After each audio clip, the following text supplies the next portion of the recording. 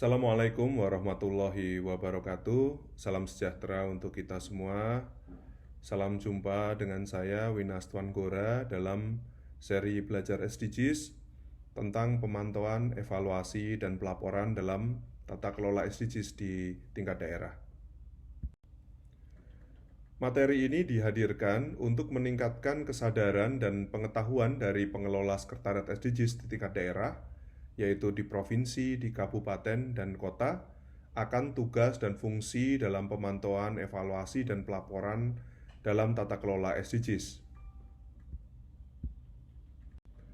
Dalam materi kali ini, kita akan membahas tentang siklus pengelolaan SDGs daerah, struktur pelaksana tata kelola pemantauan, evaluasi, dan pelaporan di dalam sekretariat SDGs daerah, tugas pemerintah daerah dalam pemantauan, evaluasi, dan pelaporan SDGs, alur dan waktu pelaksanaan pemantauan, evaluasi, dan pelaporan SDGs, mekanisme pengumpulan data dan instrumen pemantauan dan evaluasi SDGs, serta laporan capaian tahunan SDGs.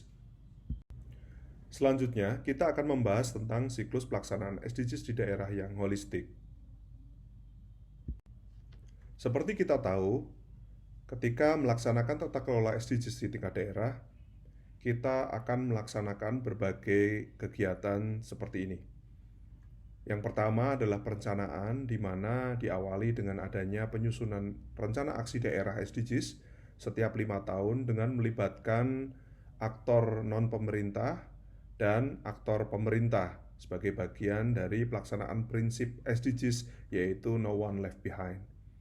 Kemudian, rencana yang sudah disusun bersama akan dilaksanakan dalam tahapan pelaksanaan, di mana pelaksanaan ini akan berorientasi pada hasil dan target SDGs berdasarkan peran dan kontribusi dari masing-masing aktor, di mana di dalam pelaksanaan SDGs ini sangat diperlukan adanya pelibatan non-state actors dan juga pelaksanaan pendekatan dari kemitraan multi pihak. Selanjutnya, apa-apa yang sudah dilaksanakan oleh tiap aktor dan setiap kontribusinya akan dipantau dan dievaluasi dalam tahapan monitoring dan evaluasi. Lalu, semua hasil yang sudah dicatat, semua pencapaian yang sudah diraih bersama akan dilaporkan di dalam laporan capaian tahunan dan juga voluntary local review. Untuk menerapkan SDGs secara efektif, maka pendekatan siklus pelaksanaan SDGs daerah yang holistik perlu diterapkan, di mana di dalam pendekatan pelaksanaan SDGs di tingkat daerah yang holistik ini melibatkan beberapa hal. Yang pertama adalah keterlibatan NSA dalam seluruh proses tata kelola SDGs di tingkat daerah, kemudian pendekatan kemitraan multi pihak dalam pelaksanaan SDGs, lalu tata kelola data indikator SDGs, monitoring dan evaluasi berbasis data, laporan tahunan yang menampilkan peran dan kontribusi NSA, serta pengelolaan pengetahuan dan pembelajaran SDGs. Selanjutnya, kita akan belajar mengenali siapa saja pelaksana pemantauan, evaluasi, dan pelaporan SDGs di sekretariat SDGs di tingkat daerah. Dalam pendekatan tata kelola SDGs yang holistik, maka sebaiknya sekretariat SDGs di tingkat daerah, baik itu di tingkat provinsi, kabupaten, maupun kota, dibentuk dengan struktur kelembagaan sebagai berikut. Jadi, sekretariat SDGs di tingkat daerah ini diketuai oleh kepala sekretariat atau wakil kepala sekretariat, yang biasanya ini merupakan kepala dari Bapelitbangda atau Bapeda di tingkat daerah. Kemudian dibantu oleh sekretaris selevel dengan koordinator, kemudian juga administrasi dan keuangan, lalu juga tenaga ahli yang terdiri dari 4 pilar: pilar pembangunan sosial, pilar pembangunan ekonomi, pilar pembangunan lingkungan, dan pilar pembangunan hukum dan kelembagaan. Selanjutnya, dibantu juga oleh 3 koordinator, yaitu yang pertama adalah koordinator program dan kemitraan pemangku kepentingan, lalu koordinator evaluasi, pelaporan, dan data manajemen, serta koordinator komunikasi dan pengelolaan pengetahuan.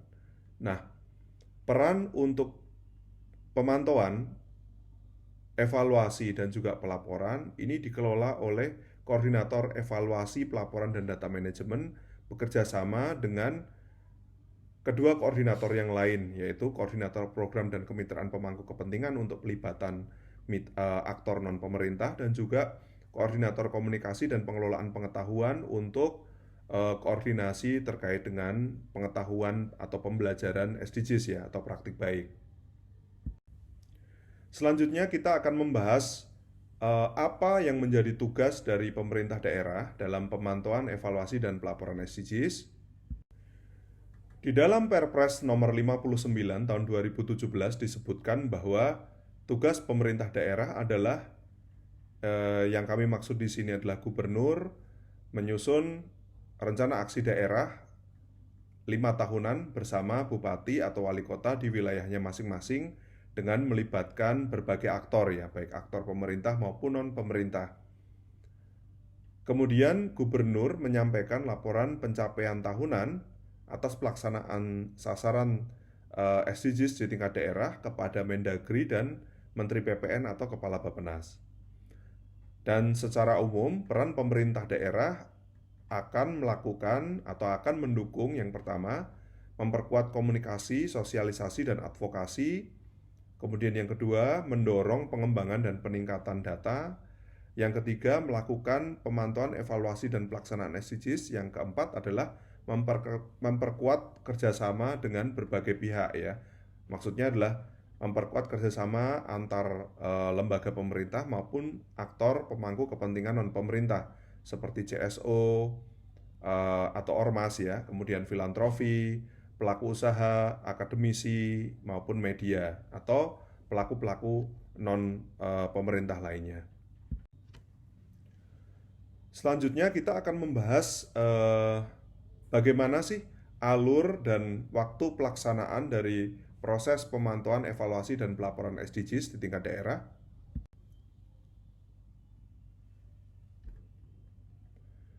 Pelaksanaan pemantauan atau monitoring, evaluasi, dan pelaporan pencapaian SDGs di tingkat daerah dilakukan setiap 6 bulan sekali atau setiap semester.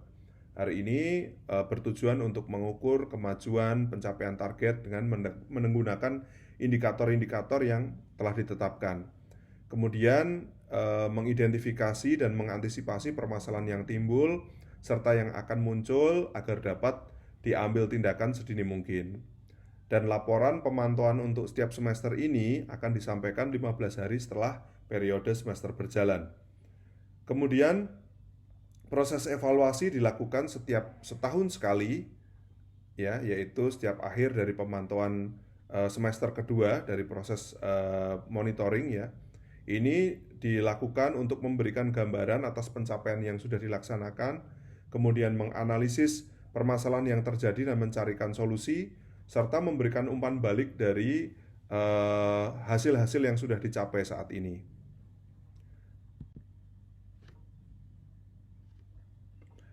Selanjutnya kita akan membahas apa saja instrumen pengumpulan data dalam tahapan pemantauan, evaluasi, dan pelaporan SDGs.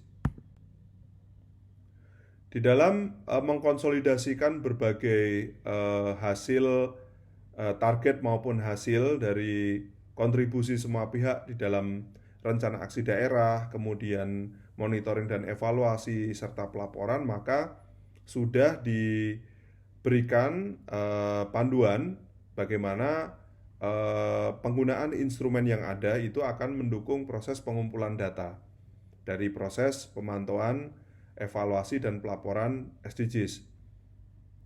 Kita akan melihat satu persatu instrumen yang akan digunakan di dalam proses pengumpulan data.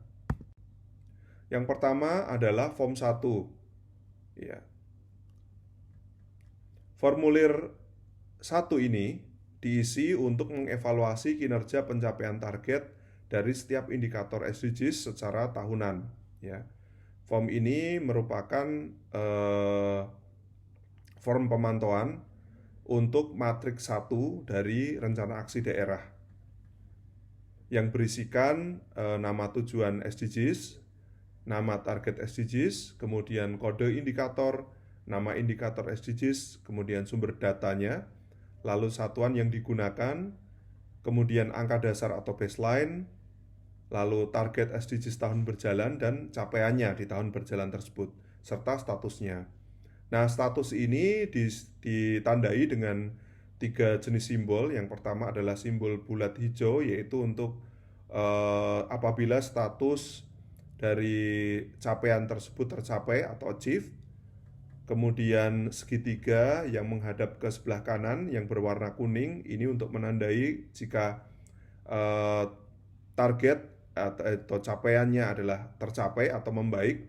Dan yang terakhir adalah segitiga berwarna merah. Ini adalah untuk menandai bahwa capaian SDGs pada tahun berjalan ini perlu perhatian khusus atau negative change ya. Instrumen berikutnya adalah Form 2B yang digunakan untuk mengumpulkan data monitoring dan evaluasi untuk program atau kegiatan pemerintah daerah yang dilaksanakan oleh OPD, organisasi perangkat daerah, ataupun organisasi pemerintah vertikal lainnya yang berada di daerah. Form ini terdiri dari nama goals SDGs atau nama tujuan SDGs, kemudian program, kegiatan, dan subkegiatan yang terdiri dari nama programnya, kemudian kode dan nama indikator TPB atau SDGs, kemudian nama atau kode dan nama program, lalu kode kegiatan, nama kegiatan, kode subkegiatan, nama subkegiatan, lalu satuan, target tahun ya. Kemudian realisasinya dari semester 1 dan semester 2, lalu alokasi anggaran di tiap tahun dan realisasi anggaran di tiap tahunnya untuk semester 1 dan semester 2. Kemudian sumber pendanaannya, lalu lokasi aktual pelaksanaan kegiatan dan siapa instansi pelaksananya. Untuk mengumpulkan data kontribusi dari aktor non-pemerintah, khususnya untuk lembaga non-pemerintah berupa organisasi kemasyarakatan atau CSO, filantropi, akademia, maka digunakan instrumen formulir 3 ya. Di mana formulir ini berisikan informasi berupa nama program pemangku kepentingan lainnya, kemudian kode dan nama indikator SDGs, lalu nama programnya, nama kegiatan, dan output dari kegiatan tersebut. Kemudian satuannya, target tahun, kemudian realisasi targetnya untuk semester 1 dan semester 2, kemudian alokasi anggaran tiap tahunnya, dan realisasi anggaran di tahun N ya untuk semester 1, semester 2, kemudian sumber pendanaan, lokasi aktual pelaksanaan kegiatan, dan siapa lembaga pelaksananya. Selanjutnya, untuk pelaku usaha, dalam pengumpulan data untuk pelaku usaha ini digunakan instrumen atau formulir 4 MONEF, di mana formulir 4 ini sudah mengacu pada peraturan OJK yang diisi dengan informasi nama perusahaan, kemudian kategori kegiatan usaha berkelanjutan, kode sesuai lampiran POJK nomor 51 tahun 2017, kemudian urean kegiatan usaha berkelanjutan, lalu kode indikator SDGs, nama indikator SDGs, lalu proyek kegiatan produk atau jasa berkelanjutan yang diisikan nomor urut, kemudian kegiatan proyek program, indikator capaian, satuan, kemudian waktunya, target, serta capaiannya.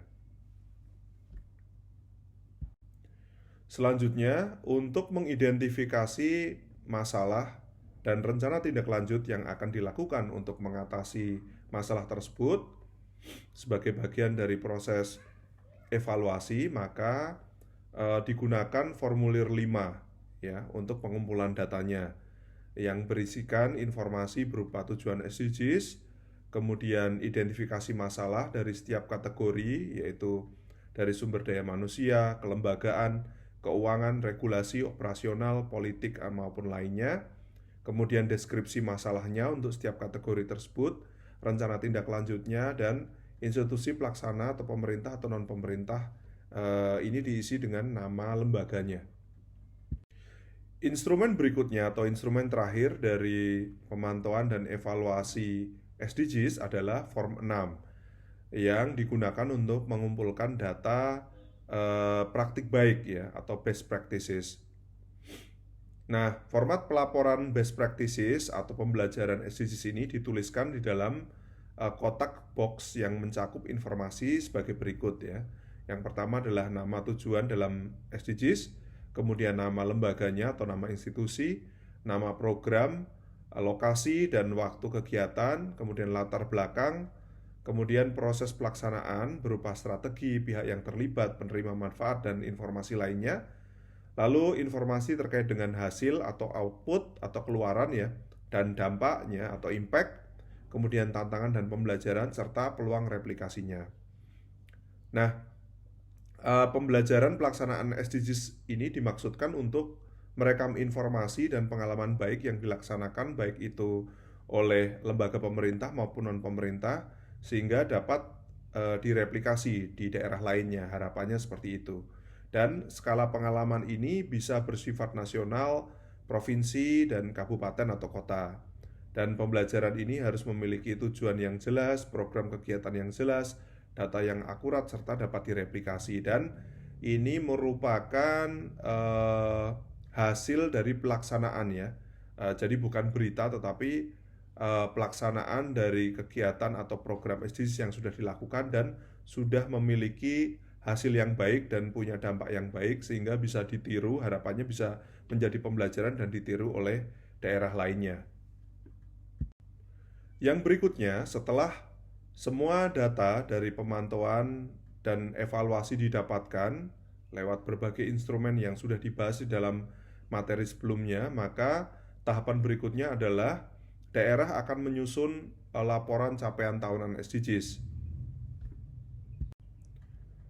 Fungsi dari laporan capaian tahunan SDGs ini adalah yang pertama adalah sebagai kewajiban dari pemerintah daerah sesuai dengan Perpres nomor 59 tahun 2017.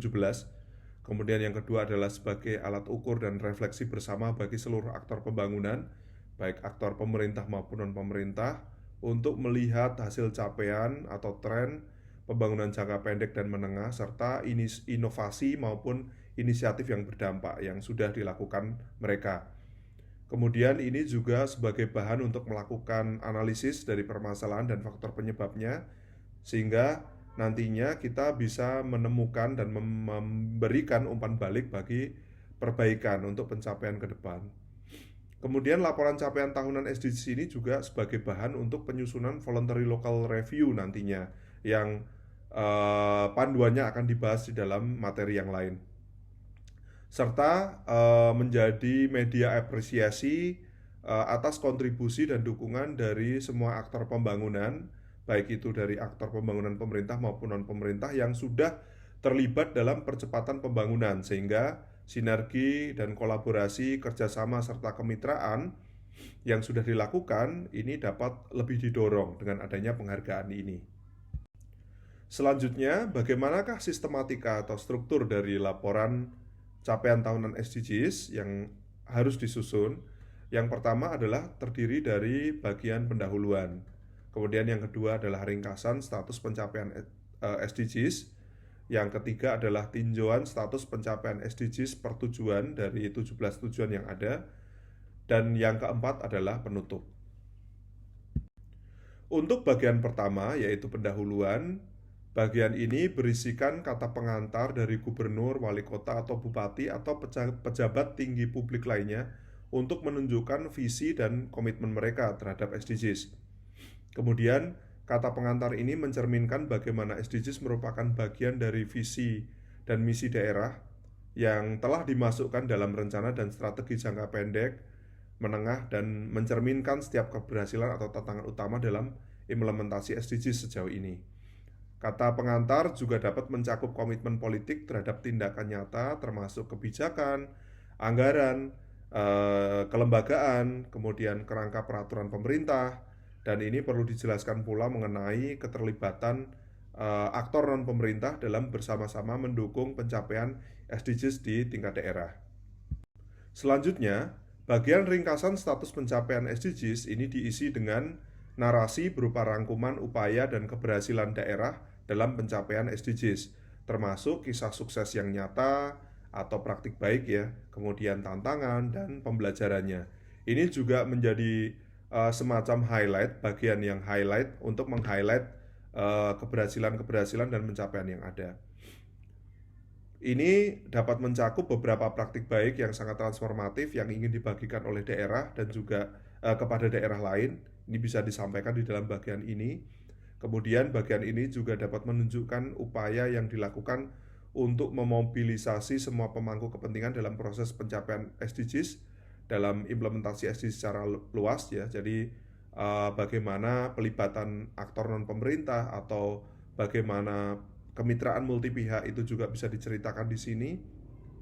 Kemudian bagian ini juga dapat menunjukkan bagaimana prinsip tidak meninggalkan siapapun atau no one left behind dalam pelibatan aktor non pemerintah dan aktor-aktor lain ini tercermin dalam semua tindakan maupun pelaksanaan SDGs di tingkat daerah. Berikutnya adalah bagian ringkasan status pencapaian SDGs. Bagian ini berisikan simpulan atau rekapitulasi pencapaian SDGs dari setiap indikator ya, setiap tujuan dan indikator yang dikelompokkan berdasarkan status pencapaiannya. Dan bagian ini dapat divisualisasikan, ditambahkan visualisasi berupa grafik ya, serta disertai dengan penjelasan atau narasi pendukungnya. Bagian berikutnya adalah tinjauan status pencapaian SDGs setiap tujuan yang berisi tentang sekilas tentang tujuan SDGs tersebut serta cakupan indikatornya. Kemudian dijelaskan pula mengenai bagian isi atau ulasan dari setiap indikator yang ada. Kemudian bagian berikutnya adalah status capaian. Ini berisikan poin-poin penting dari capaian SDGs di tiap tujuan ya, yaitu tinjauan status, kemudian pencapaian dari setiap indikator, lalu juga kontribusi dari setiap pihak, baik aktor pemerintah maupun non-pemerintah dari kegiatan atau program yang sudah dilakukan oleh dua aktor ini. Kemudian juga praktik-praktik baik yang sudah dilakukan ya, baik dari aktor pemerintah maupun non-pemerintah yang diceritakan dalam bentuk box.